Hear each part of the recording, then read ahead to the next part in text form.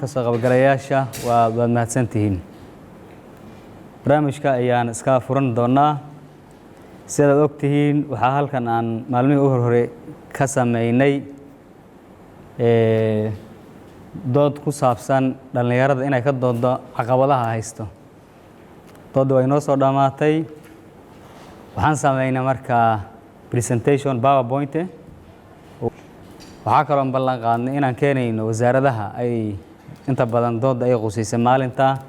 sababtoo baahiyaha dhalinyarada ay sheeganaysa waxaa ka mid ahayd waxbarashada, shaqo la'aanta, iyo arrimaha guud oo laga doodayo ayadana quseysay wasaaradda dhalinyarada.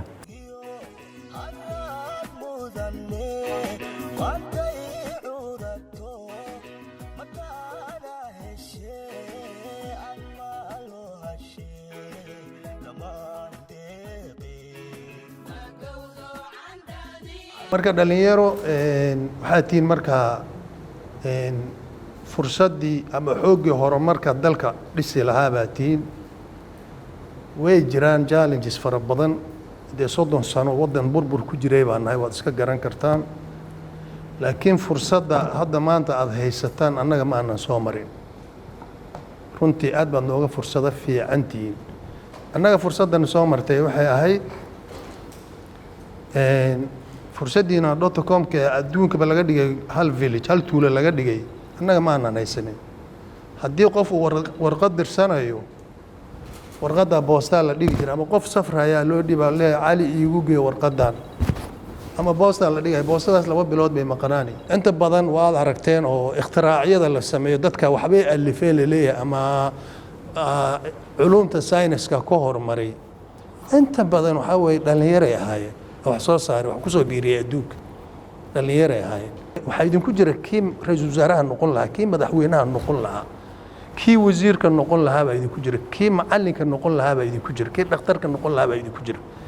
marka haddii midaan environmentigan qaldan ee isdhex yaacsan ee qabyaaladu dhex ordayso oo dirxiga dhex boodayo haddaad ku milantid, tomorrow waxaa weeye kama soo bixi kartid kaalinkii lagaa rabay. annaga jukri aan haddaan nahay dhalinyarada meel weyn bay nagaga taala empowerment inaan siino wixii capacity-ga annaga ah oo wixii limitka annaga ah.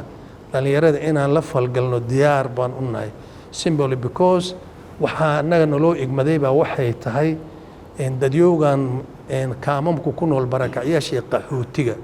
barakacyaashii qaxootigan haddaad fiirisid waxaa u badan dhalinyaro. dhalinyarada ayaga inaan la sideline garaynin ee ka imaanaya kaamamka ama qaxootiyada ka soo noqonaya marka ay dalka ku soo laabtaan, inaan la sideline garaynin oo xoogaa dhalinyaro reexin, in ay bulshadooda interaction ay la sameeyaan oo dhex galaan. annaga jukri ahaan waxay ka mid tahay mandate-ka annaga ka mid tahay inaan mataqaanay dhalinyaradaas empower garayno. aad baad u mahadsantihiin.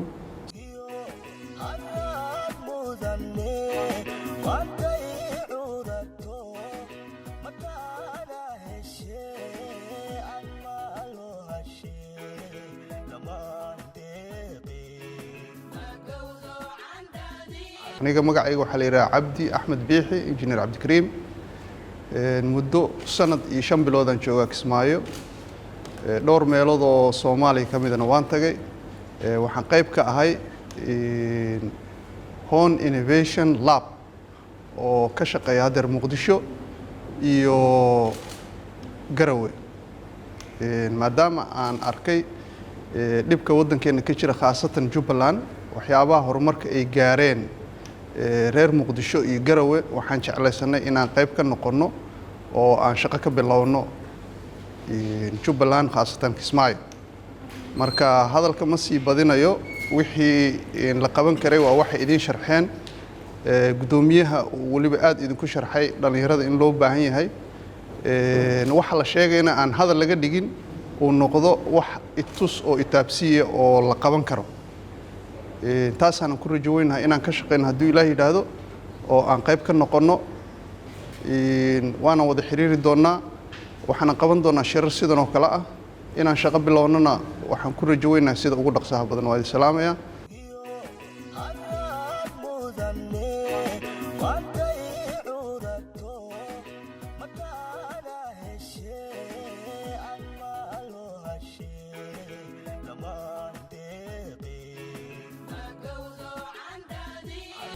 caqabadaha markaan soo jeedinaynay dhalinyaradii waxaan u sameynay team annagoo ka duulayna in teamkaas iyada ah aysan waxba ka tegin kadib waxaan isku geynay tiimamkii kala duwanaa caqabadihii ay soo saareen iyo xalkii caqabadaha u ahaa caqabadahaasayto dhalinyarada waxay u arkayeen inay xal tahay marka xogta maanta idiin soo bandhigi doona waa xog dhalinyarada ka timaaday oo aan rajaynayno in dawladda ay dhegaysato hay-adaha ay dhegaystaan qof kastoo dhalinyarada arrimahooda ka shaqaynayo inuu xalkaas qayb ka qaato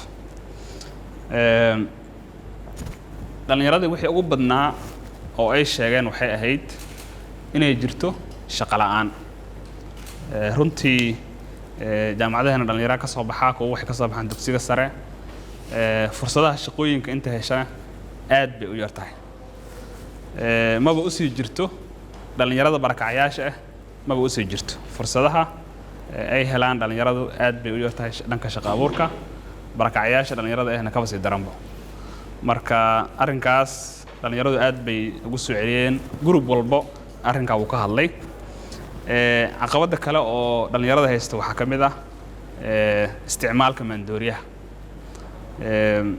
runtii luqadda ingiriiska waxay ku dhahaan an idle mind is the work of the devil haddii qofka aan la mashquulinin maskaxdiisu iyo waqtigiisu wuxuu gelinayaa waxyaabo aan dan u ahayn dhalinyaradu maadaama shaqalaan ay yihiin fursadaha waxbarashadana aysan helin maandooriyaal bay badankood maa qayb ka mid ah maandooriyahaas ay cunaan tiimku haddana waxay ka hadleen sidii loo samayn lahaa xal caqabadahaas xal loogu heli lahaa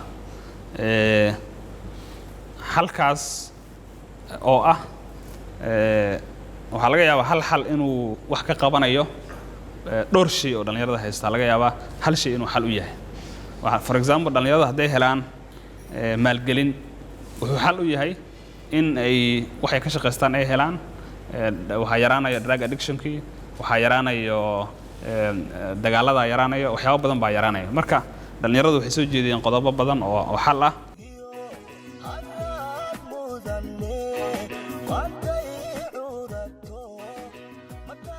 marka guud ahaan anaga wasaaradda shaqada iyo shaqaalaha haddaan nahay waan dareemi karnaa baahida haysata dhalinyarada Soomaaliyeed iyo caqabadaha fursada jira dhan waan ognahay ka wasaarad ahaan haddaan anaga siyaasaddaas hadda qoraynaa waan rajaynaynaa inay wax badan ka bedeli doonto baahida shaqo ee ka jirta dowlad goboleedka Jubbaland siyaasadda shaqo abuurka iyadana way noo socotaa markaan dhammeeyno waxaan rajaynayaa in soo kale in shaqo abuur fara badan aan sameyn doono inta hadda noo suurta gashay waxa way ilaa 140 dhalinyaro ayaan shaqo abuur u sameynay oo aan kala barnay qaar waxaa jirta aan barnay farsamada gacanta hadday noqoto korontada iyo hadday noqoto solarka dad fara badan oo ilaa 140 gaari oo dhalinyaro Soomaaliyeed oo reer Jubbaland baa ka faa'iideystay waxaa kaloo ayadana sidoo kale aan sameynay ilaa 50 dhalinyaro ah oo aan u sameynay maalgelin oo proposalada intay soo gudbisteen nin walba xirfadda uu ka shaqeyn karo proposalkiis lagu qiimeeyay maalgelintaasna loo sameynaya ayadana way jirtaa oo jeedina masaac codsan lahaa kulamada noocan oo kale in la joogteeyo si baahiyaha jira markaas aan iskaga wareersano